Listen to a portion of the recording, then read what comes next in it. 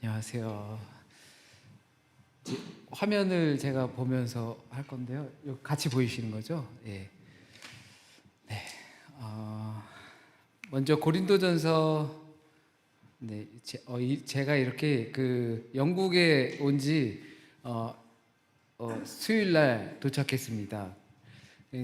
오기 전에는 되게 칙칙했는데 이 런던물을 좀 먹었더니 좀 때깔이 좀 살아나는 것 같아요. 근데 이렇게 뉴 미디어 이거는 제가 아직 적응이 안 돼서 네, 이렇게 하면 딱 이렇게 나오는 거죠. 네, 고린도전서 3장 1절부터 3절까지의 말씀을 저희가 같이 말씀을 같이 함께 한 목소리로 우리에게 주신 말씀을 봉독하시겠습니다.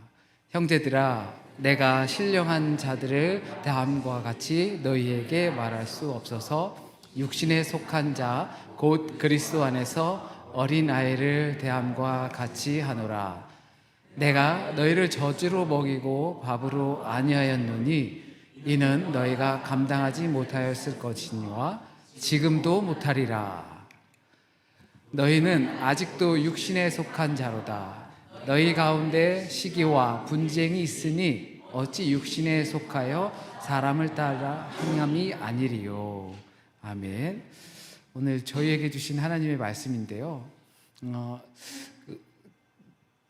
목요일 날 우리 목사님께서 이렇게 말씀을 건네주셔서 제가 말씀을 전하기로 했고, 또 그렇게 뭐 새롭게 준비할 수 있는 여러 게 없어서 저희가 신년에 들어서면서부터 저희 교회 안에서 몇 주간에 걸쳐서 했던 변화라는 주제를 조금 정리를 있는 동안 했습니다. 그래서 그 내용을 같이 나누면서 이 변화에 대해서 저희가 같이 생각을 해보려고 합니다.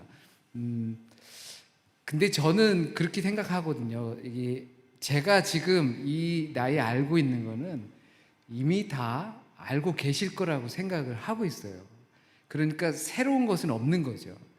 그런데 다른 것이 하나 있다면 저는 그거를 어쩌면 행하는 부분이 있을 것이고, 어쩌면 이미 알고 있지만 그 부분들을 행하지 아직 못하고 있는 부분이 아마 조금 있을지는 모르겠습니다. 그러니까 제가 뭐 이거를 굉장히 잘 알아서 하는 것이 아니라 제가 지금 행하고 있는 부분에 대해서, 그리고 그 부분이 저에게 준 유익에 대해서, 그리고 우리 공동체에게 준 유익에 대해서 같이 나누고, 그리고 이것이 주님께서 올해 나를 향한 말씀이다라고 생각하시는 부분이 느껴지는 것이 있다면 용기 내어서 그것을 실천해서 행하고 그것을 통해서 열매를 경험하실 수 있는 한 해가 되었으면 좋겠습니다.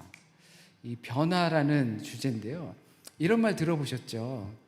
사람은 고쳐 쓰는 거 아니다. 고쳐 쓰려다가 병들죠. 막 내가 죽겠어요. 막 그런 표현이 있어요. 사람은 고쳐 쓰는 거 아니다. 특히 이제 이렇게 담임 목사님들한테 많이 하시는 말씀이에요. 사람 고칠 생각하지 말고 그냥 사랑하면서 이렇게 살아라. 원래 그런 거다. 사람은 변하지 않는다. 보통 이 옛날에 철학자들이 쇼펜하우어라고 하는, 제가 독일에서 오다 보니까 이 내용이 조금 이렇게 딱딱하거나 그럴 수도 있는데 최대한 이 런던 스타일로 부드럽게 한번 해보려고 합니다. 이 사람은 변하지 않는다. 많이 들어보셨죠? 어떻게 생각하세요? 그죠? 맞아요. 동의되는 부분이 너무 많아요. 이렇게 같이 사는 사람이 몇십 년을 살았는데, 그죠? 얼마나 변했는지 모르겠어요. 이거는 정답이야. 사람은 변하지 않아. 내 남편 고쳐 쓰는 거 아니야? 내 부인 고쳐 쓰는 거 아니야? 그러다가 이거 갈라지는 거야. 막 이런 생각이 들 수가 있어요. 자, 근데 이런 생각에 어떤 문제가 있는지, 우리 그리스도인으로서 이러한 문제를 어떻게 받아들여야 되는지, 너무 멋있고 좋은 말인데 맹자도 얘기하고 공자도 얘기해요. 이런 사람은 멀리해라. 사람 절대 변하지 않기 때문에 이렇게 행동하는 사람들은 당신에게 절대적으로 해악을 끼칠 거기 때문에 그 사람이 변할 거라는 기대를 가지고서 어떻게든 기대를 갖고 곁에 사람을 두고 있을 생각하지 말라고 해요. 그런데 이게 그리스도인으로서 굉장히 큰 문제가 있습니다. 심리학에 요즘 그 뭐 젊은이들의 MBTI 이런 거 있고 뭐 들어보셨는지 모르겠어요. 그 유행해요. MZ 세대에게도 당신 그러는 거 보니까 P야, 뭐 이렇게 J야, 뭐 이렇게 하는 게 있어요. 근데 심리학 중에서 주류 주장이 바로 이거예요. 인간의 마음은 결정되어 있다. 인간의 마음이 결정되어 있다라고 생각해요. 왜 그러냐 하면요, 유전적으로 그렇고 유아기적으로 학습되어서 뱃속에서 듣고 또는 태어나서 듣고 보고 한 것들로 인해서 마음이 결정되어 있다고 그랬어요. 그래서 흔히 오 박사님께서, 오은영 박사님께서 그렇게 교육하는 부분에 있어서 강조를 하잖아요. 부모가 달라져야 아이들이 변하고, 아이들이 변해야 아이들의 미래가 변하기 때문에 그것을 굉장히 강조해요. 이건 뭐냐면 결국 유전적이라는 거거든요.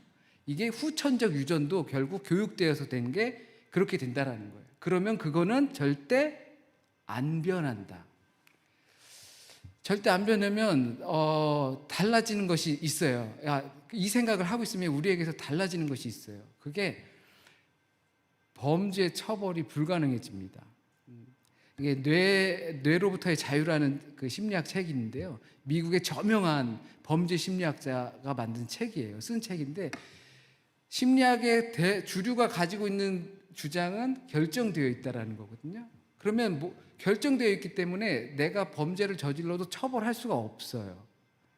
한국에서 조현병 때문에 한참 문제가 많았잖아요. 그 사람들 처벌 수위가 낮죠. 왜? 내가 하고 싶어서 저지른 죄가 아니기 때문에. 내가 억지로 한 거예요. 이해가 안 되시죠? 내 안에 있는 또 다른 나가 억지로 그걸 하게끔 만든 거예요. 그렇게 해서 내가 그걸 한 거지, 나는 사실 그거 하고 싶지 않았어.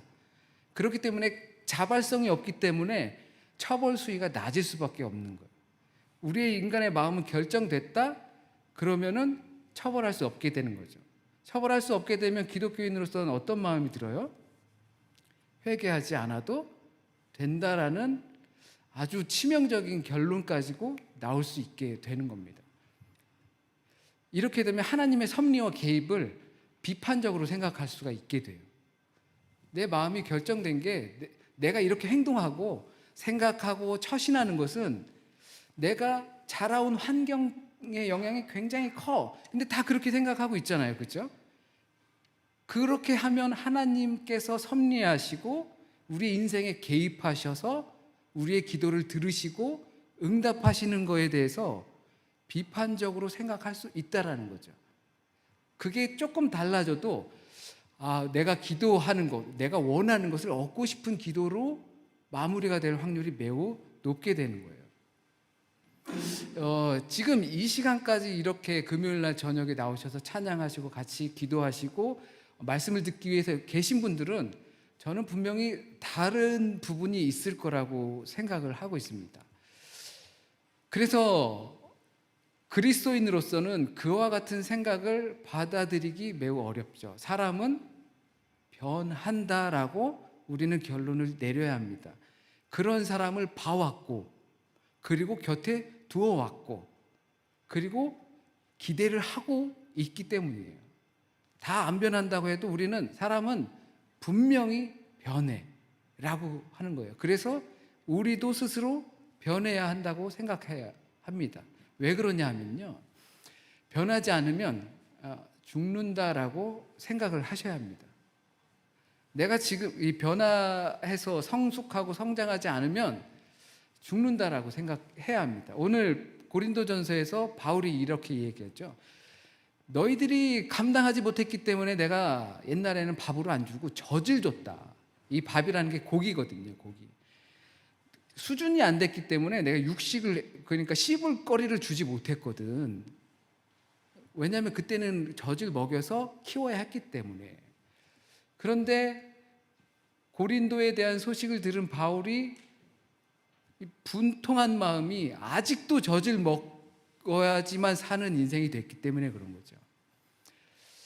1살, 2살 때는 젖을 먹는 게 맞잖아요. 근데 제가 이 나이에도 젖을 먹고 있다고 한다면 이거는 성장과 성숙을 포기한 삶이잖아요. 살이 붙어 있을 수 있지만 과연 제대로 된 생명체로 살아간다라고 하기가 매우 어려운 거죠. 바울이 경험한 거예요. 그리고 그 예수님을 밤중에 찾아갔던 니고데모가 그것을 경험한 거예요. 그리고 한낮 뜨거운 우물가, 야곱의 우물가에서 예수님을 만난 사마리아 여인이 그것을 경험한 거예요. 우린 다 알고 있잖아요. 그 사람들이 예수 그리스도를 영접하고 만나고 이야기를 듣고 그분이 메시아다라는 것을 깨닫고 나서 그들의 인생은 바뀐 것을 우리가 알고 있잖아요. 그렇기 때문에 우리는 변해야 돼요. 변하지 않으면 죽는다라고 생각을 해야 되는 거예요. 내가 여기서 하루만치 성장하고 성숙하지 못한다면 나는 하루를 죽은 거다라고 생각을 해야 되는 거예요. 교회를 왜 다닙니까? 믿음을 왜 가집니까? 고등학교 때 윤리 선생님이 그리스도인들을 교회 다니는 이유는 천국 가는 것 때문에 기분이 되게 나쁘더라고요. 내가 천국을 가기 위해서 이렇게 교회를 다니는 것처럼 생각하니까. 그런데 돌이켜보니까 정말 대부분 많은 부분이 그러기 위해서 교회를 다니는 경우가 많이 있는 것 같았어요. 복을 받기 위해서. 그런데 복을 받고 하는 것은 사실상은 결과라는 거죠. 믿음을 통해서 얻어지는 결과라는 거. 우리가 거룩해서가 아니라 거룩하다라고 불러주셨기 때문에 우리가 거기 가는 거예요. 나를 하나님의 자녀로 삼아 주셨기 때문에 우리가 아버지께로 가는 거예요. 그래서 우리는 변화와 성숙을 하고 또한 생존이 걸린 문제라고 생각을 해야 하는 겁니다. 그러면 그래도 지금까지 신앙생활을 해오시면서 변했다라는 경험을 그래도 하셨잖아요. 물론 어려웠었고 올라갔다가 2칸 올라가고 1칸 내려가는 경험이 있으셨어도 내가 변했고 성장했고 성숙되어졌다라는 경험을 분명히 하셨을 거예요. 그때가 언제냐는 거죠. 관심이 있었을 때. 그렇죠? 변화에 대해서 관심이 있었을 때. 바울이 비록 하나님의 섭리를 따라서 그 다메섹 도상에서 경험을 했지만 정말 뜨거운 마음에 가지고 있는 사람이었었죠. 이 율법에 있어서 자기가 빠삭했고 굉장히 놀라운 학파에서 율법을 배워왔었고 이 니고데모라는 사람도 우리가 밤에 찾아왔다라고 했을 때 자기 신분이 들킬까 봐 밤에 찾아왔다라고 생각할 수도 있지만 낮에 예수님의 이야기를 들었거든요. 성전을 그냥 발칵 뒤집어 놓는 일을 보고서 그가 생각할 때 내 문제를 해결해 줄 수 있는 사람이라고 생각했던 거예요. 이 밤을 넘기면 안 되겠다. 그랬을 것 같지 않나요? 많은 사람들을 피해서 온 그 사마리아 여인도 역시 예수님과의 대화를 하는 거 보면 목사인 저보다 더 뛰어난 대화를 주고받대요. 그러더니 그녀가 당신은 메시아군요. 선지자군요. 내가 어디서 예배를 드려야 됩니까? 어디가 중요한 게 아니야. 하나님의 영과 진리로 예배를 드려야 돼. 이것을 이해한다. 저도 이해가 잘 안 되거든요. 하나님의 영과 진리, 영이 뭐고 진리 이거 뭐 정말 저도 어려운데 그 이야기를 듣고서 마을로 가서 사람들을 피해서 늦은 그 땡볕 속에 물을 기르러 왔는데 사람들에게 갑니다. 하나님의 영과 진리로 예배를 드려야 한다라는 말을 듣고서 가요. 그가 어떻게 그렇게 할 수 있었느냐?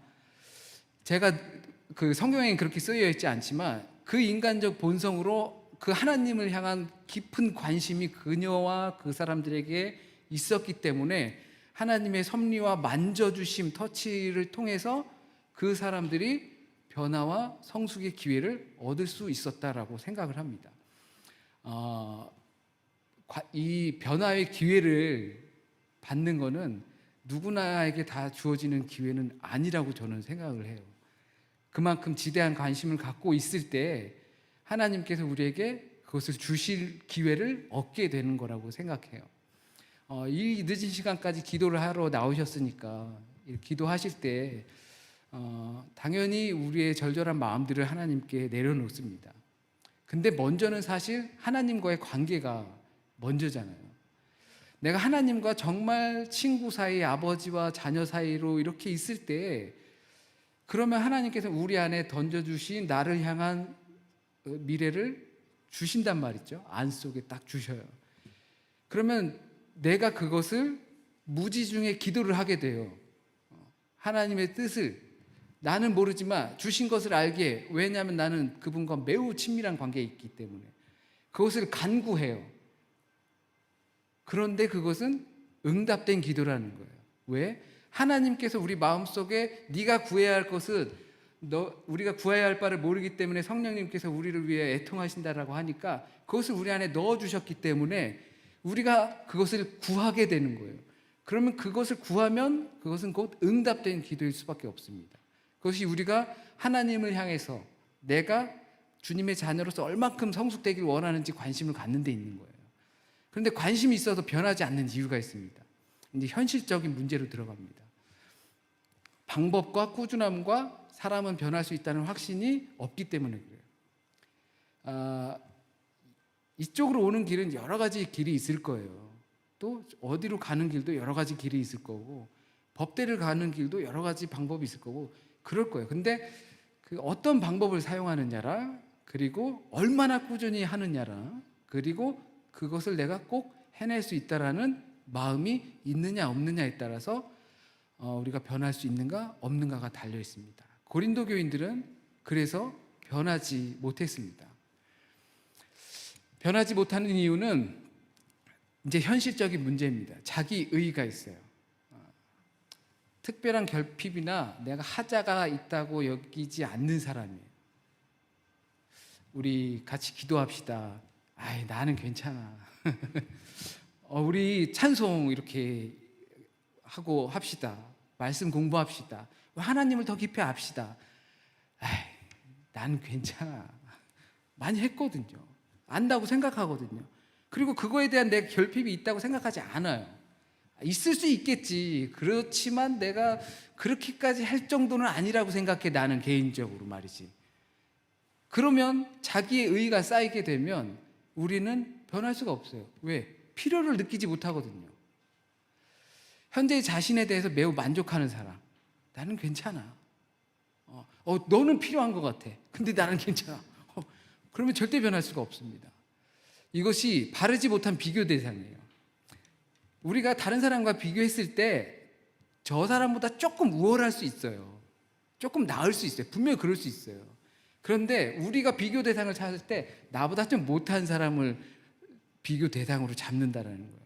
그러니까 내가 괜찮게 보이잖아요. 그러니까 내가 필요가 없게 느껴지는 거예요.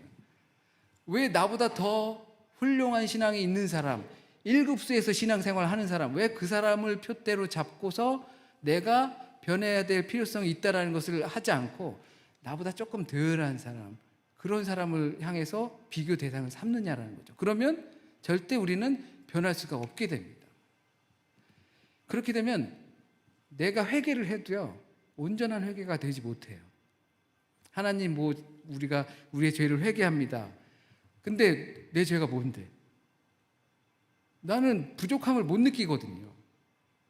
그 정도까지 내가 변해야 된다고 생각하지 못하는데 무슨 회개를 한다는 말이에요? 내 결핍을 모르는데. 이것은 자기 성찰의 부족이에요. 이 성찰이라고 하니까 어떤 돌을 닦고 이렇게 하는 건데, 자기 자신을 하나님의 시선으로, 말씀으로 조명하고 돌아보는 시간이 부족하면 나의 부족을 느끼지 못하게 된다는 이야기입니다. 결국 변화의 필요성을 갖고 있으면서도 그 사실을 알지 못하면 우리는 변하지 못하는 거예요. 또 깊이 변하지 못하는 이유가 있습니다. 방법의 부재예요. 뭘 어떻게 해야 되지? 다 욕망은 있잖아요. 변해야지. 더 성장하고 성숙하고 싶은 마음이 다 있습니다. 그런데 뭘 어떻게 부분에서 우리가 정말 많이 걸려요. 그리고 꾸준함. 이 꾸준함은 포기하지 않는 건데 결국 신뢰예요.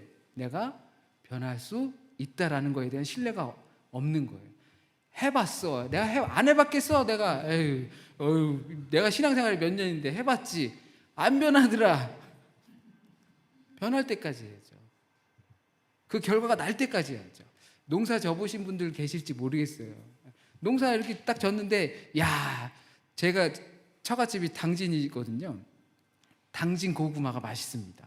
당진 고구마가 맛있는데 이제 보통 시골에서는 이게 뭐 특산품으로 이렇게 딱 내놓거든요. 하면서 이게 뭐 영농회에서 이렇게 쫙 퍼뜨려요.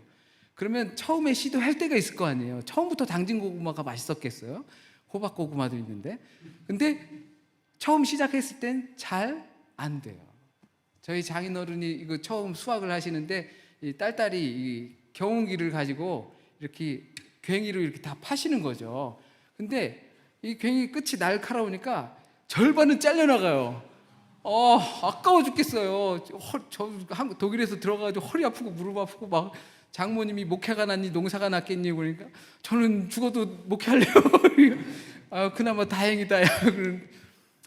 다 잘려나가는 거예요. 그러더니 이 고구마를 캐는 털털털 털면서 캐면서 상하지 않게 하는 게 발견이 되더라고요. 근데 처음에 그렇게 잘려져 나갔다고 해서 야 이거 내가 해봤는데 농사야 이거 다 헛된 거야. 안 해버리면 그 특산품을 만들어낼 수 없는 거예요. 그리고 이게 꾸준함과 결부로 습관이 되지 않으면 이것이 습관이 되지 않으면 우리는 변할 수 없어요. 어떻게 보면 습관 되게 나쁘게 생각할 수 있거든요. 이 자리 금요일 날 시간을 내서 오는 거 습관 버릇들었다 라고 생각할 수 있어요. 근데 그것은 절대 나쁜 것이 아닙니다. 변화란 무엇이냐면요, 이제 변화해야 되는데 도대체 변화가 뭐냐. 영어로는 챌린지가 그건 도전이죠. 체인지. 독일어로는 웩셀 또는 타우신이라고 해요. 뭐냐면요, 바꿔주세요. 바꾸는 거예요.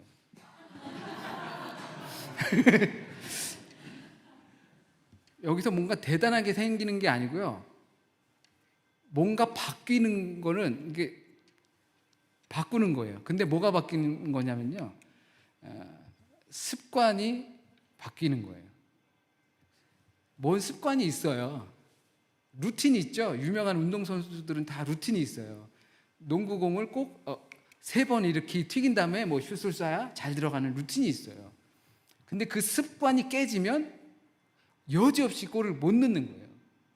그런데 우리에겐 과거 나쁜 습관들이 다 있으실 줄 알아요. 그리고 더 좋아진 습관도 있을 것이고. 그런데 변한다라는 것은 새로운 좋은 습관이 하나 생기는 거예요. 새로운 좋은 습관이 하나 나한테 생긴 거예요. 그러면 나는 변한 거예요. 그렇게 생각하니까 되게 쉽죠. 영국에 왔으니까 윈스턴 철치, 영국 분 맞죠? 굉장히 술도 좋아하고 담배도 좋아하고 그런 사람이라고 들었는데 그분의 가정에서 늘 이와 같은 말을 했다고 합니다. 생각이 말이 되고 말이 행동이 되고 말이 습관이 되고 그 습관이 운명이라고 얘기했지만 저는 미래라고 바꿔서 생각합니다. 이제 우리의 미래가 변하는 건 처음 시작은 생각이잖아요. 내 생각이 바뀌는 거예요. 그러니까 내가 생각을 한 100번쯤 하면 말 한마디가 나오는 거예요. 내가 말이 거칠게 나오거나 못되게 나오거나 뭐 그런 게 있다고 하면 그거는 단순한 실수가 아니라는 거예요. 내 생각 속엔 그거를 한 10번, 100번 이렇게 한 거예요. 근데 내가 행동을 하나 못되게 했잖아요. 한 번 그랬어요. 진짜 평소에 그러지도 않다가도 행동을 한 번 나쁘게 했어요. 그러면 말은 한 100번 정도는 그렇게 했다라는 거예요. 그럼 생각은 1000번, 10,000번 정도 그렇게 했다라는 거죠. 그게 이제 습관이 돼서 나오는 거예요. 내가 맨날 뭐 하는 습관이 있어요. 뭐 이렇게 좀 기분 나쁜 일만 있으면 막 이렇게 툴툴대는 습관이 있다고 해보세요. 그러면 그 생각은 습관이 요만한 거 하나인데 그 생각은 엄청난 지배력을 갖고서 그 습관을 만들었다라는 거거든요. 그 습관으로 인해서 우리의 미래는 변하는 거예요. 우리의 생각이, 우리의 말이, 행동이 변하면 그것이 습관이 돼서 단순히 이 습관이 나를 변화시킨다라고 하는 것이 단순히 버릇 들고 이렇게 하는 게 아니라 그 습관이 들기까지 100배, 1000배 엄청난 생각이 필요하다는 거예요. 곧 관심, 곧 기도, 그리고 그것이 하나님께서 우리를 만져주심이 결부돼야지만 우리의 미래가 바뀌는 거예요. 그래서 그것을 꼭 실행에 옮기는 거죠. 그것이 변화예요.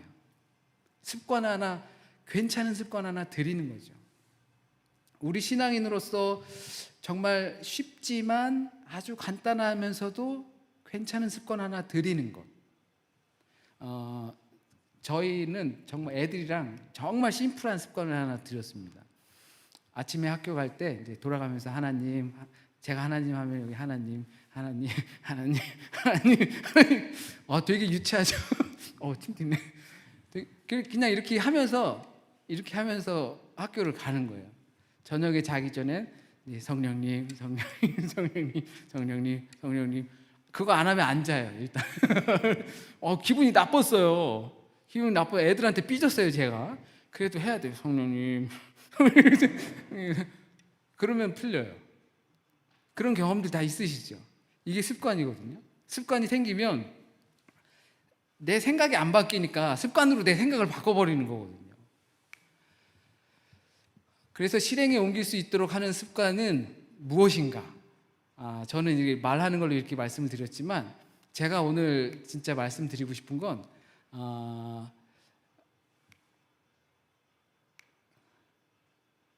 이제 이렇게 새로운 습관과 미래를 바꿀 수 있는 습관, 앞에 것들을 좀 정리한 거거든요. 기록입니다. 쓰는 거예요. 이제 말하는 것보다 조금 어렵죠.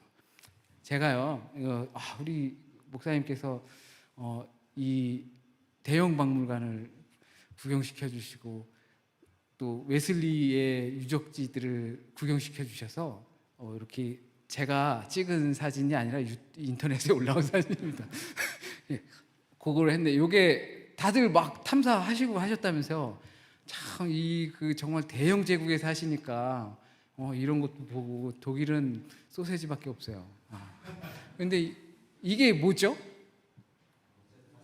이 수준이,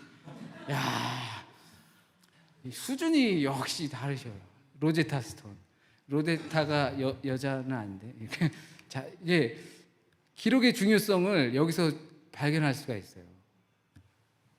이집트어와 그 고대어와 그리고 그리스어를 썼기 때문에, 동일한 내용을 썼기 때문에 그동안에 이집트어로 번역된 그 출애굽 이전의 시대의 그 이야기들을 확인을 할 수 있고 되새길 수 있게 된 기록의 중요성이거든요.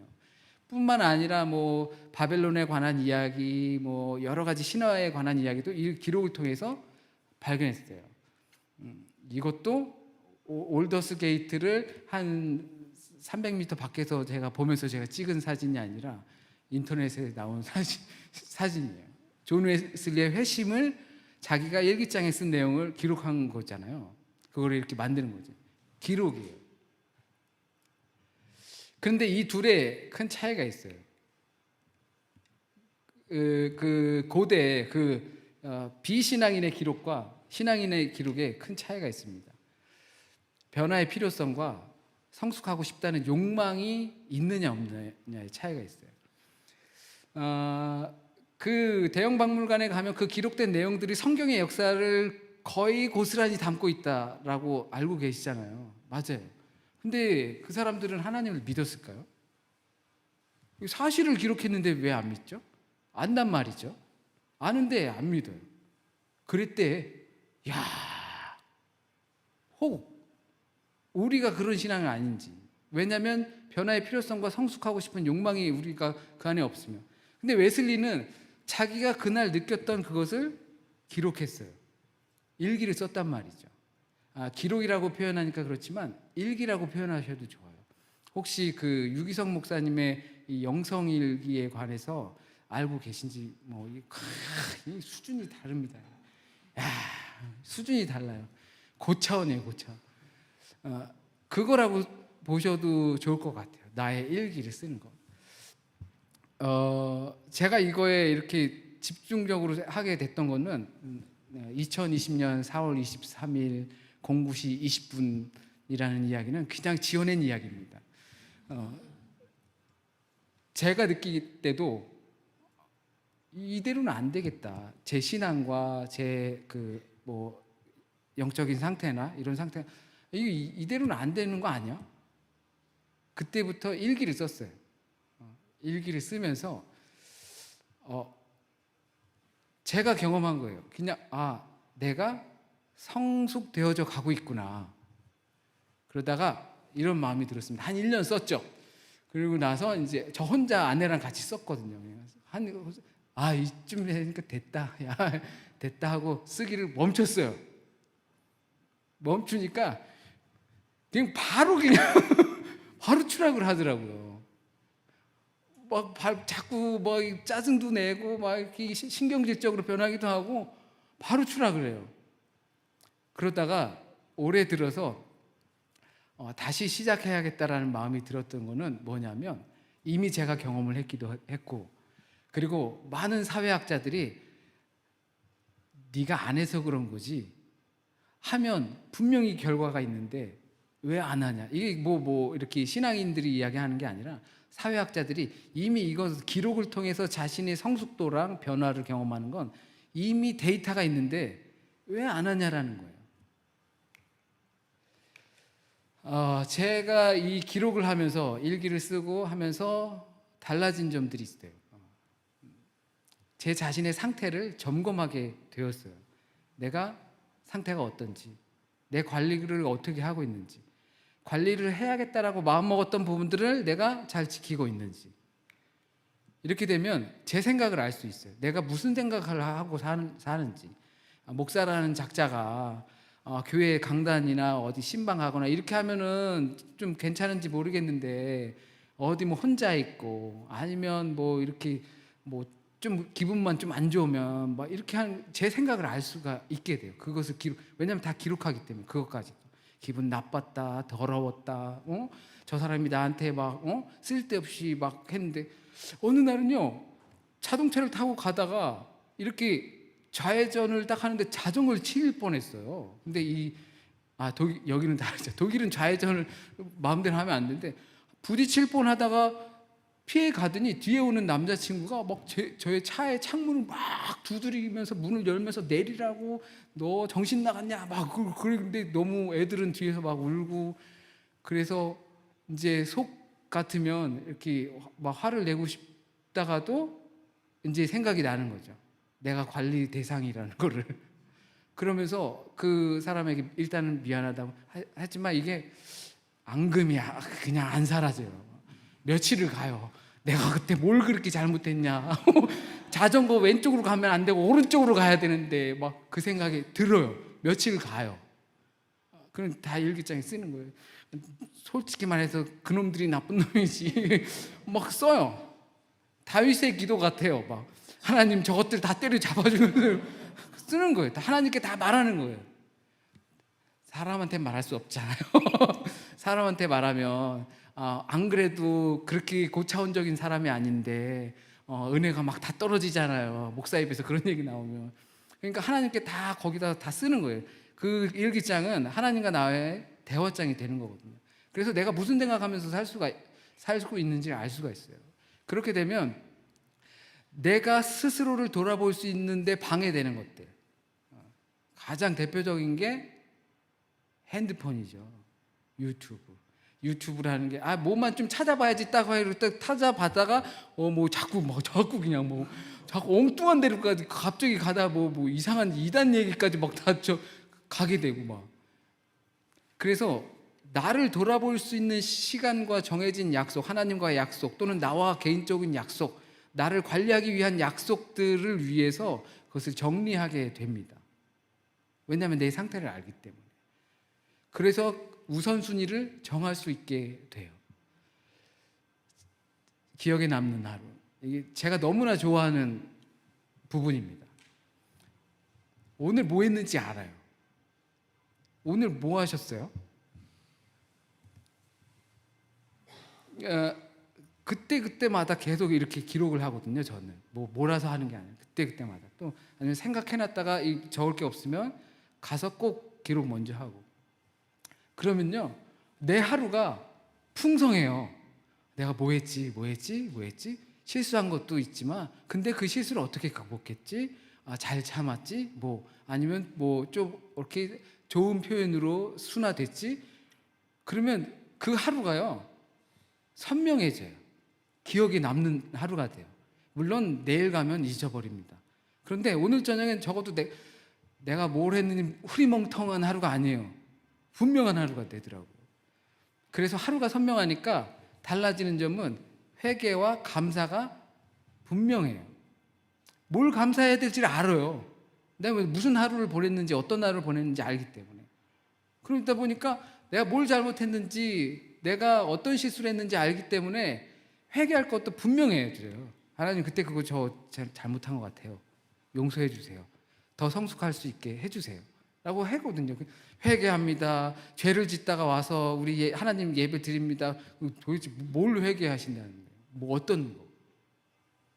근데 내가 하나님과 교제 관계 있고 이렇게 그것을 대화 가운데 성숙되어져 가면 내가 어떤 회개를 하는지 분명해진다라는 거예요. 그러면 삶은 달라질 수밖에 없어요. 하나님과의 관계가 선명해지기 때문에.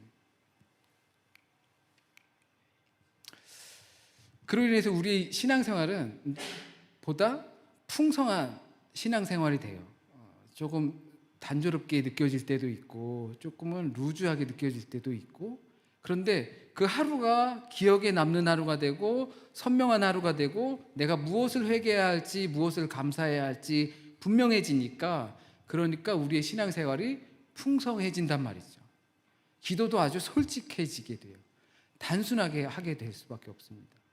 회개와 감사를 미루지 않고 또 구체적으로 할 수 있게 돼요. 더 좋은 것은 할 수 있다는 것을 느끼게 돼요. 보통 돈 잘 버는 성공하는 사람들이 그런 걸 합니다. 처음부터 큰 사업을 벌리질 않아요. 작은 것부터 해요. 작은 사업부터 해서 그것을 성취하면 우리한테 성취감이 느껴져요. 아, 그 부분 할 수 있구나. 그럼 조금 늘려볼까? 조금 늘려보면 그 부분도 거기까지 할 수 있구나. 조금 더 크게 늘려봤다가 잘 안 되는 것 같으면 조금 낮출 수도 있게 돼요. 성공하는 습관이 드는 사람들, 그 사람들이 성공을 할 수 있게 된단 말이에요. 성취감이 있으니까. 근데 할 때마다 매번 실패를 하잖아요. 선이 높아가지고. 그렇게 되면 실패하면 자존감까지 낮아져요. 그러면 나는 할 수 없어. 거봐. 안 되잖아. 내가 뭐라 그랬어. 이렇게 되는 거거든요. 그런데 그 작은 실천과 기록하는 게 사실 하루 총 합쳐도 10분 이상이 들지 않아요. 10분이면 솔직히 천천히 성경책 읽으면 한 2장 정도 읽을 수 있는 시간이거든요. 근데 그렇게 몇 글자에 적고 내 하루를 돌아보고 성찰하며 내가 어떤 생각과 어떤 회개와 감사의 것들이 있는지를 기록하는 10분에서 15분의 시간이 투자해서 내가 할 수 있다라는 마음이 들어서 그것이 작은 씨앗이 돼서 우리에게 큰 열매의 변화를 주게 된다면 왜 안 하냐라는 거죠. 제가 포병 출신인데요. 여기서 총 쏘는 거랑 다르게 포를 뻥 쏘면요, 저 산 너머로 날아가요. 근데 여기서 조금만 틀어지면 목적지로 안 가고 남의 마을에 떨어지는 거죠. 시작점의 작은 차이가 그런 큰 차이를 만들어내요. 그렇다면 우리가 시작이 아주 별로 그렇게 대단한 거 아닌 것 같은 거를 시작했단 말이죠. 그러면 우리의 끝은 굉장히 큰 결과, 변화로 나타난다는 사실입니다. 현실과 이상에 대한 괴리감이 작아져요. 이것들을 안 하고서 이제 큰 이상을 갖고 있는 사람들이 있거든요. 주님께서 은혜 주신 그것을 통해서 내가 큰 변화를 경험하고 싶어서 내 현실과 내가 가지고 있는 이상의 차이가 굉장히 커요. 젊은이들에게도 많이 있어요. 내가 가지고 있는 능력보다 꿈이 엄청나게 큰 거죠. 근데 그거를 포기하게 하고 싶지 않잖아요. 꿈을 크게 꾸는 거야. 호랑이를 그린다고 생각해야지 고양이라도 그리지 라고 생각하면서 크게 생각하게 하거든요. 근데 능력이 없으면 안 되는 거잖아요. 작은 성취감이 쌓였을 때 큰 것도 해낼 수 있다라는 시작이 된다라는 거예요. 그러면 이제 무엇을 기록할 것인가? 저는 이제 변화할 수 있는 수많은 도구들이 있겠지만 저는 기록을 통해서 제 자신을 하루를 돌아보며 성찰하고, 그래서 그것이 큰 도움이 됐기 때문에 말씀을 드리는데, 무엇을 기록할 것인가? 아주 사소한 것부터. 뭐 했어요. 뭐 안 했어요. 사소한 것부터 기록을 하는 거예요. 유치하게까지도 기록을 하시는 겁니다. 무엇을 할 것인지, 무엇을 했는지, 무슨 생각을 했는지, 이것들을 기록하는 겁니다. 아주 사소하게. 누구를 만났는지, 왜 만났는지, 어떤 마음으로 만났는지 기록하는 거예요. 그래서 좋았는지, 나빴는지 기록하는 거예요. 그렇게 되면요, 조금 우리의 템포가 느려집니다. 템포가 좀 여유를 갖게 돼요. 전화가 왔어요. 전도사님께 전화가 왔어요. 목사님, 차가 시동이 안 걸려요. 어떻게 해요? 근데 때마침 제가 좀 전화를 받을 수 없는 상황이었어요. 전도사님, 일단 전화는 끊고 다시 연락할게요 하면서, 주일날인데 이제 전화를 끊고 정말 유치하고 사소하게 기도를 했어요. 하나님, 어차피 고장날 차지만 지금은 아니잖아요. 그냥 지나가게 해주세요. 한 10분쯤 있다 전화가 왔어요. 목사님, 시동이 걸렸습니다. 교회에서 봬요. 네. 우리를 조금 여백을 갖게 해요. 왜냐하면 그 여백은 하나님의 개입의 공간이거든요. 내가 그 여백을 안 두잖아요. 들어갈 틈이 그 하나님의 능력이 있는데 그거 들어갈 틈이 없고 그거 못 들어가겠습니까?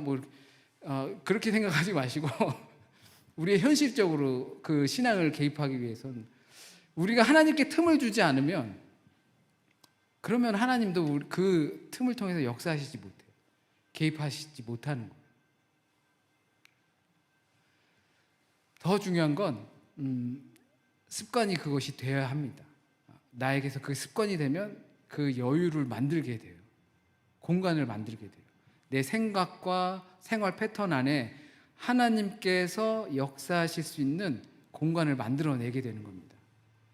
그러면 이 변화라는 것은 우리의 삶에 있어서 필수적인 아이템이 된다는 것을 우리는 발견하게 될 것입니다. 죄송합니다. 그래서 사람이 쉽게 변하지 않는 이유는 방법에 문제가 있는 거예요. 내가 어떻게 해야 변하고 싶다라는 필요성 또는 당위성은 있을지 몰라도 그 방법에 대해서 어떻게 해야 될지 모르기 때문에 그런 거예요. 그래서 혹시라도 관심이 있으시다면 내일 아침 서점이나 이런 데 가셔서 노트 한 권을 사시고 그 노트로부터 시작해서 나의 생각과 이것들을 천천히 기록하는 습관을 한번 가져보셨으면 좋겠어요. 근데 요즘 또 핸드폰이 너무 좋잖아요. 그 핸드폰을 사용하셔도 너무 좋을 것 같아요. 이 핸드폰이 제게 삼성 핸드폰인데 180유로짜리예요.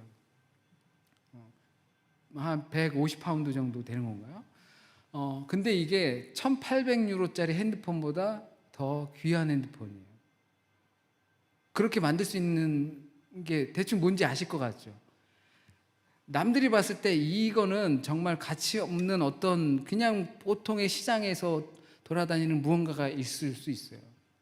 근데 거기에 무엇이 담기고 어떻게 쓰느냐에 따라서 그 가치가 뛰어난 것으로 변할 수 있다는 거예요. 우리의 삶에서 그렇게 만들 수 있는 것은 나밖에 없어요. 나밖에 없어요. 하나님께서 나를 그렇게 사용하실 때 내 손에 들어온 것들이 그렇게 가치 있는 것들로 변한다는 거예요.